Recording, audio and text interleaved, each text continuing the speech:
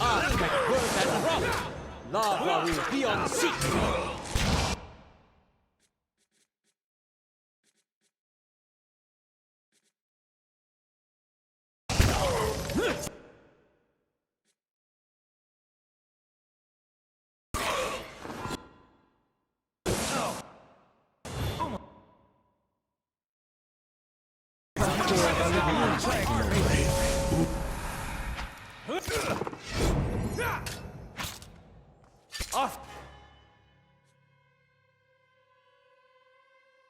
Aztec work and rock!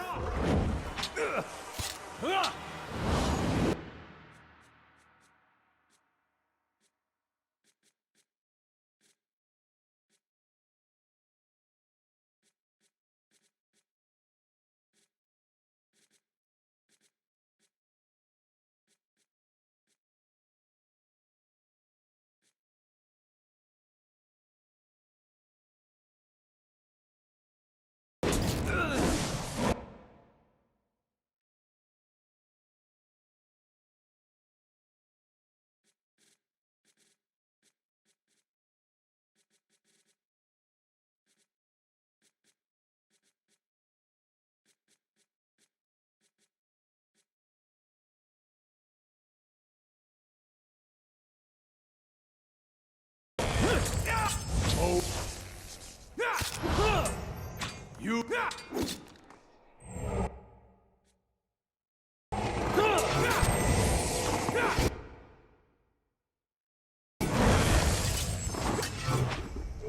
Damn it! We gotta take better care of Aloth.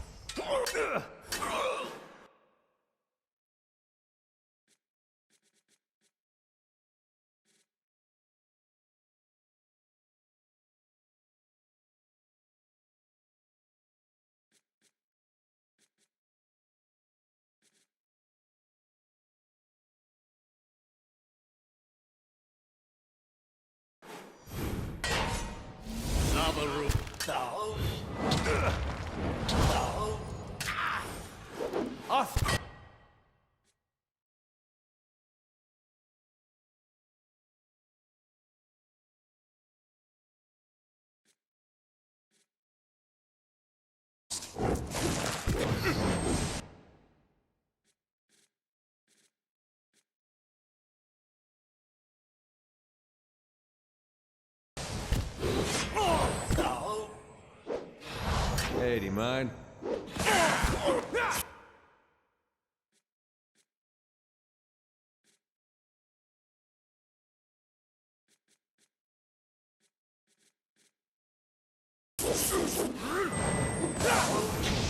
Lava.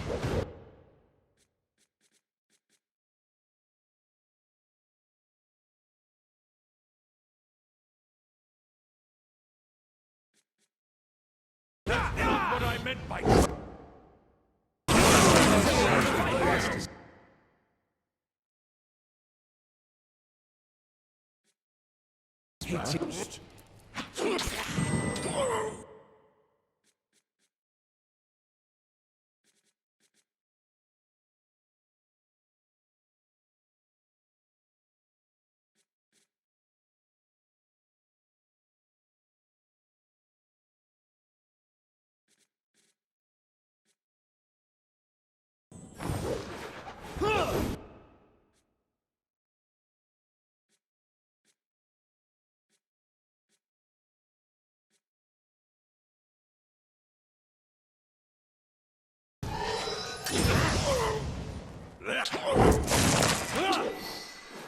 Fire me, all of a god!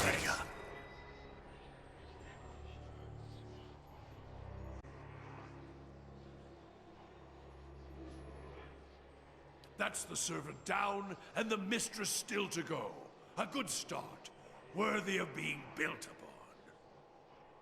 I hope this is the end, but what's to stop him from being born again with the same ill intent?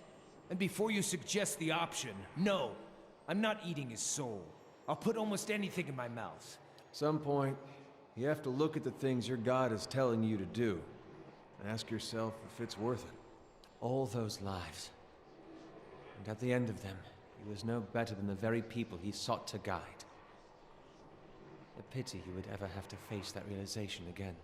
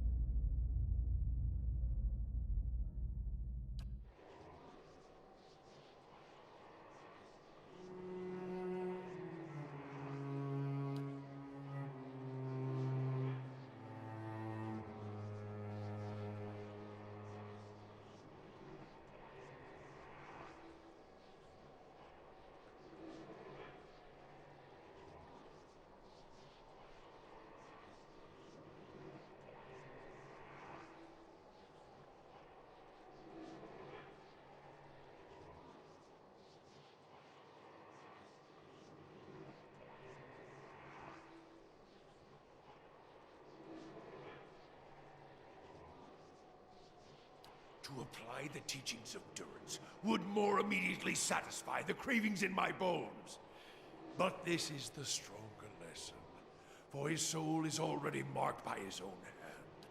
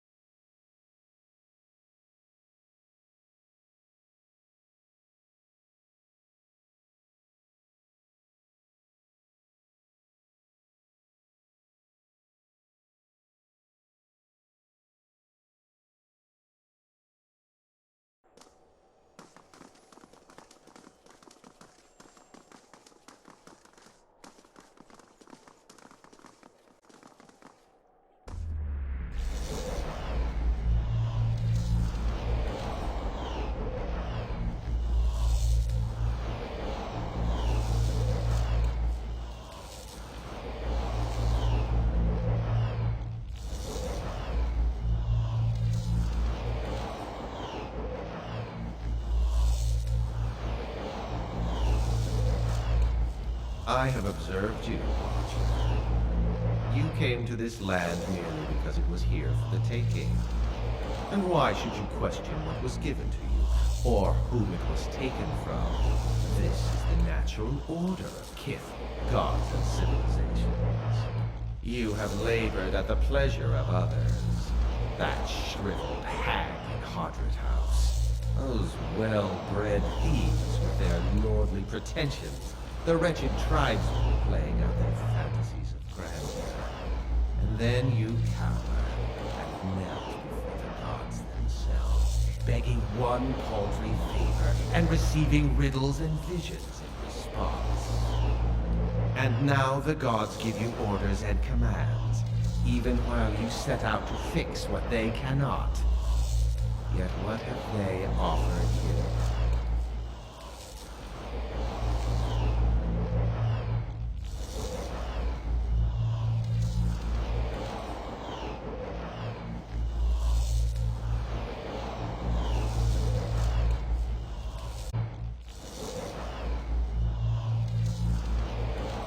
The exiled queen is not an ungrateful patron.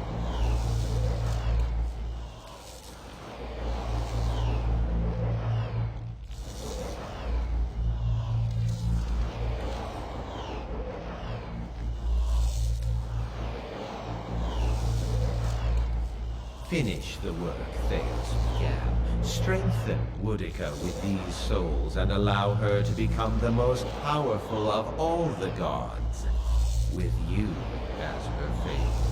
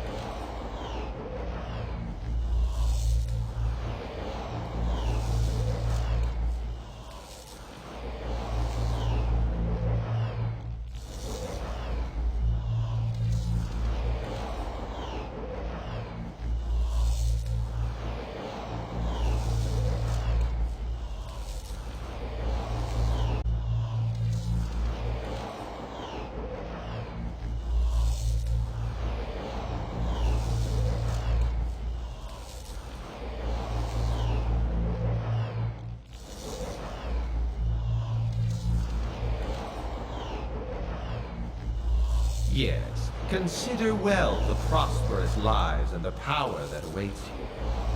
I'm certain you'll choose well.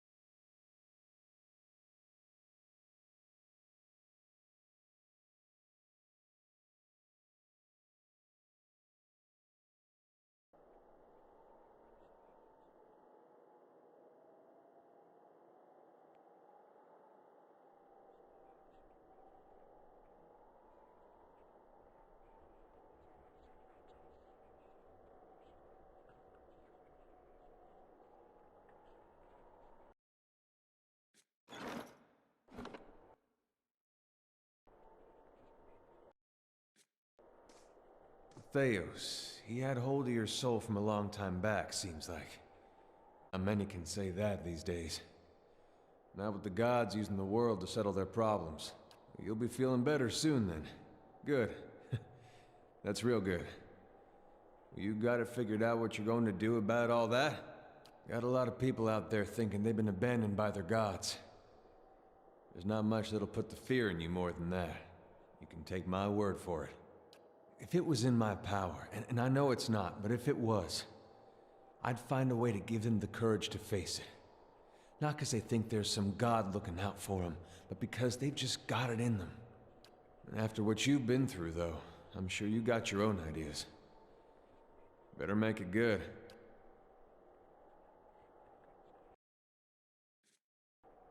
Ah, the end of the road greets us at last. You fared well, Watcher. Better than any Watcher has right to. Seems you were a field in need of a flame's cleansing. Would that my own trial had produced such an outcome. I had figured myself for the field all this time. But you were the field, and I the darkness. A lesson neither of Durance nor of Margaret.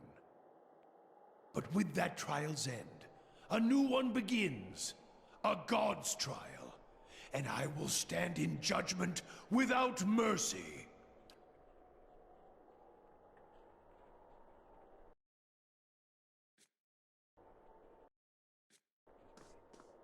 Astounding. I always knew the Leaden Key stood for something big, but I didn't quite realize what I'd gotten myself into. And now, you're in the middle of something even bigger. With a decision that will affect millions. This is beyond either of us. The certainty of the gods is a mercy. Power like this is a heavy burden. Just look at how it crushed Theos. Perhaps he was right to surrender it to Woedica. It's your decision, of course. And whatever you decide, I'm glad our paths crossed in Gilded Vale.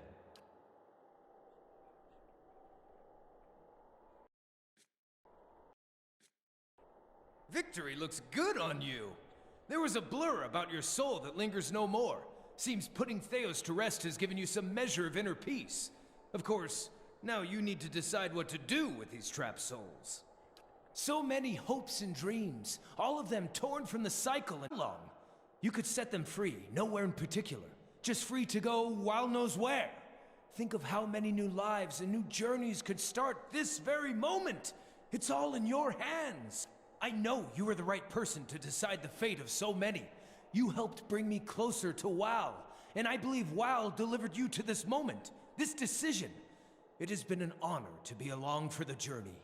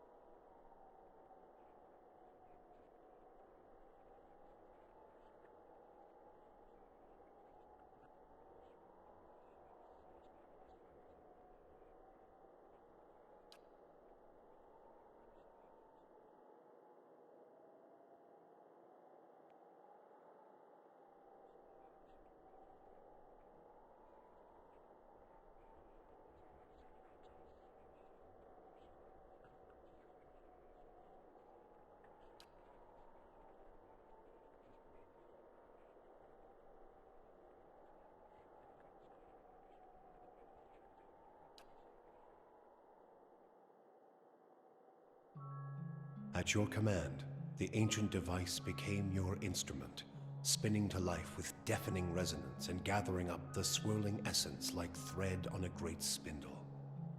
There, in the pale pulsing glow of the machine that set you on this path long ago, you summoned all your strength, focusing on your objective and blocking out all else. With a single concussive blast that rocked the chamber and sent you tumbling to the ground, you freed the souls from their stasis. Exhausted, your consciousness slipping away, your last sight was of the machine, dark and dormant. Then your eyes closed, and sleep welcomed you at long last. At your direction, the lost souls of the Hollowborn were funneled back into the churn of Barroth's wheel to find their way into new vessels and partake in the life they had been denied during Widewind's legacy. Lord Radric's zeal had brought him back to life once, but it would not do so again. Radric's destruction at your hands spelled the end of his suffocating rule over Gilded Vale and the surrounding area. In his absence, the village prospered, becoming a popular destination for new settlers anxious to leave Defiance Bay after the riots. Without a nearby ruler, it also grew more wild, with many settlers moving on as soon as they'd arrived, turned off by lawlessness that was excessive even by Deerwooden standards. Nevertheless, despite the challenges of living there, Gilded Vale had survived, and would continue to survive for the foreseeable future. House Dominel, realizing that stability was good for business, brought the city's criminal elements in line through a systematic campaign of fear and intimidation. Capitalizing on the mutual antipathy of the Dozens and the Knights of the Crucible, House Dominel continued to manipulate both groups from the shadows, ensuring their decline and eventually supplanting their authority in Defiance Bay. Defiance Bay was served well by the Dominel's rise. Their subtle political maneuvers and lack of legal oversight allowed them to broker a number of favorable trade deals, rekindling the city's economy. Although their cautious approach in the legacy's aftermath had perhaps denied them broad notoriety outside of Defiance Bay, House Dominel's wealth and influence both continued to grow unchecked. Though the machine atop Ter Noaneth had been disabled, it had not seen its last use. Heritage Hill was rebuilt, and no sooner had the first families moved in to resettle the district than members of the Leaden Key, acting under standing orders from their Grand Master, climbed the tower and reactivated the machine. The Initiate slew a handful of the new settlers under cover of night, and watched as history repeated itself, the victims reanimating and devouring the survivors. After this second incident, the district would remain abandoned. The Duke's assassination at the apparent hands of an Animancer had caused catastrophic rioting in the streets of Defiance Bay. But those who had escaped the melee in the palace hearings remembered the testimonies of the strange guest who had shown up that day and absolved Animancy, implicating the Leaden Key instead. The rumor spread quickly, and soon the popular belief was that the assassin had been a Leaden Key spy. When the legacy had lifted, people came to see it not as a sign that the riots had been according to the gods' wishes, as Theos had hoped, but as a confirmation that Animancy had never been the source of the problem in the first place. Deerwoodens instead convinced themselves that the riots had somehow purged Defiance Bay of Leaden Key spies, and that the end of Widewind's legacy was their well-deserved reward. The rage against Animancers was quickly forgotten, and those who had survived were permitted to return to Brackenberry Sanitarium and rebuild it so they might resume their studies. The destruction of the Eyeless and the permanent loss of Abidan's memory emboldened Andra. She considered the knowledge that Kith might have found, both of the origin of the gods and her part in concealing it, and vowed that such a calamity must never come to pass. She churned up a fury in her seas. Underwater mountains rose and fell, and the seabed was swallowed and spat out again by the great maws that divide the continents of Kith. Only a fraction of this chaos reached land, but it was enough to swell rivers and spread earthquakes throughout the Deerwood and Air Glanfath. Coastal towns suffered so, that few noticed the damage that had been done to Engwithan ruins, from Thane Bog to Twin Elms.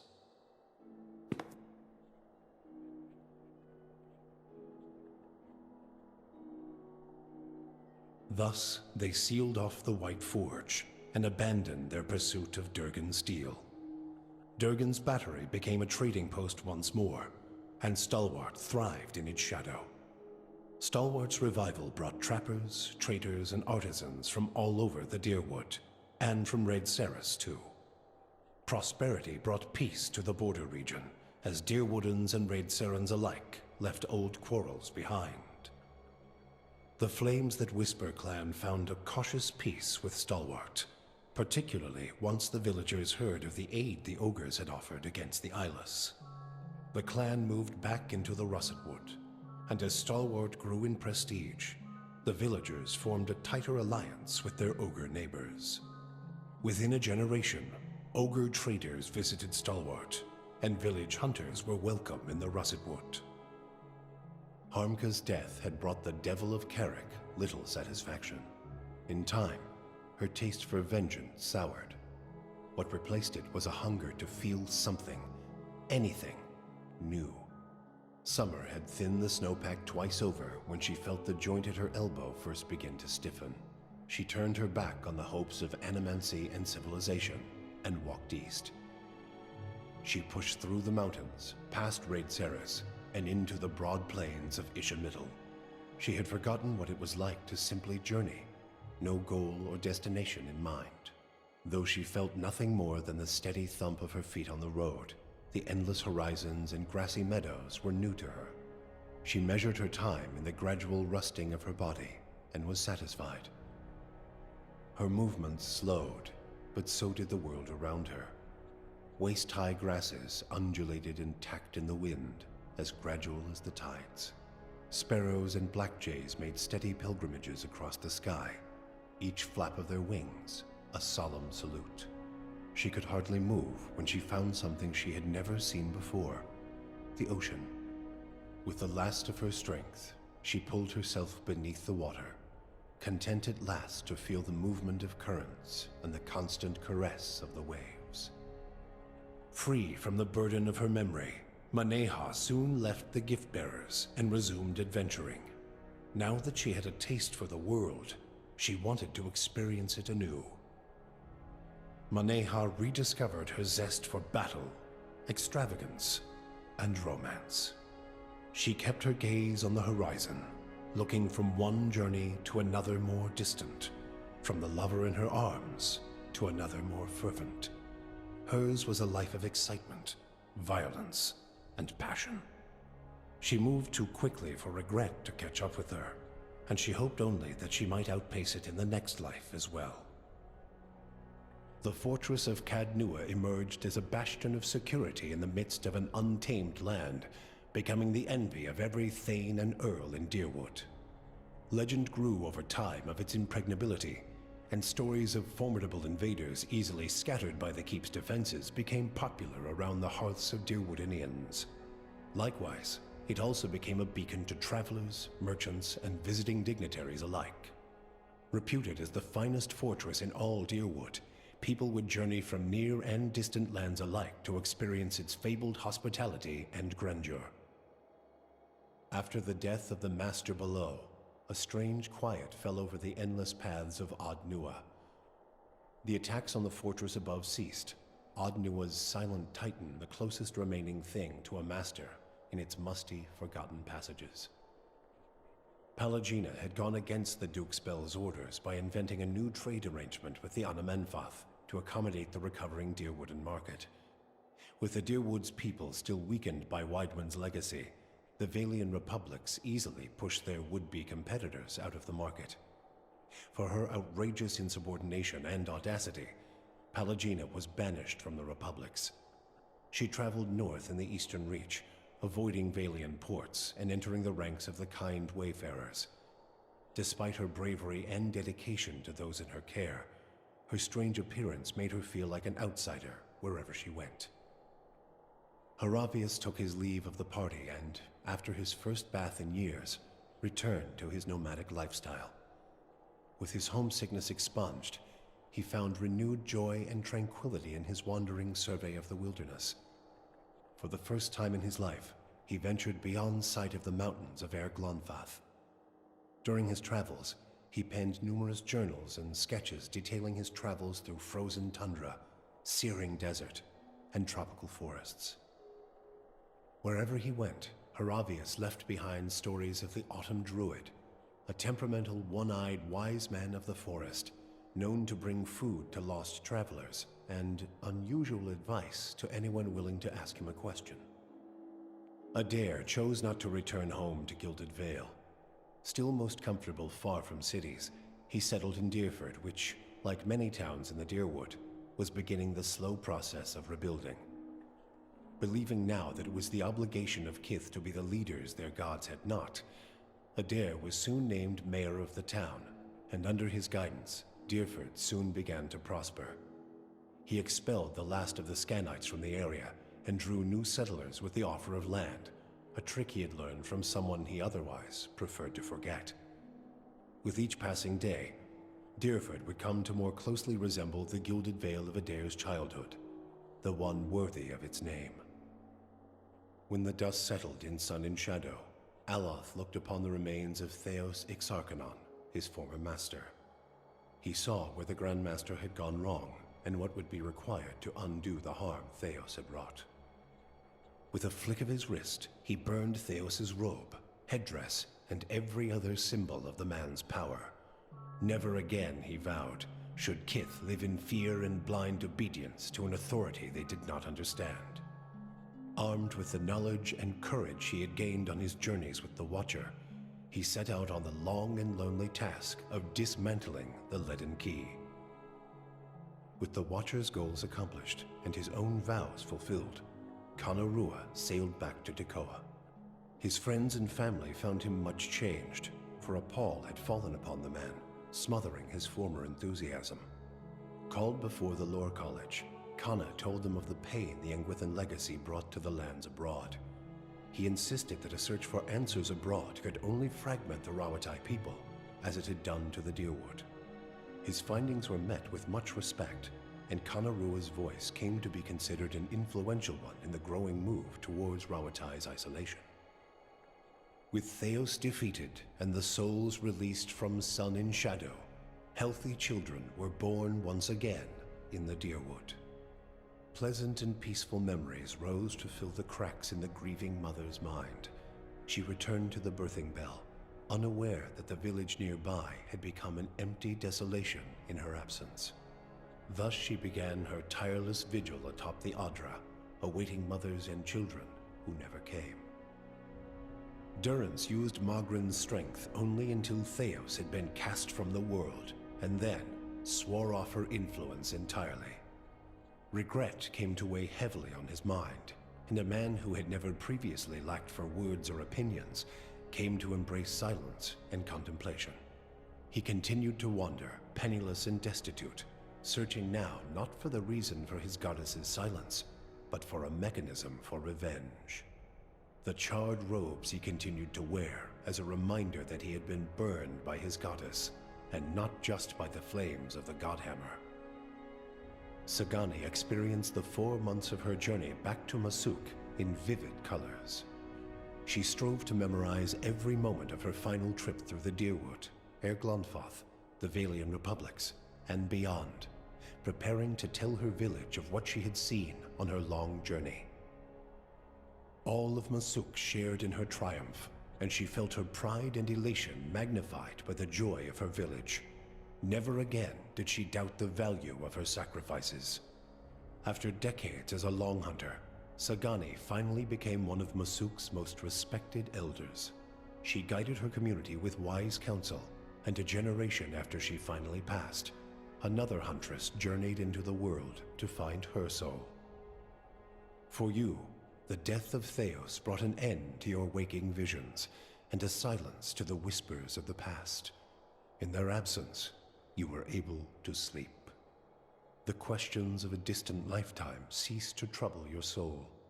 All that remained was what to make of the answer. But at the moment, there was little to be done, and the matter would have to wait. A long journey loomed ahead.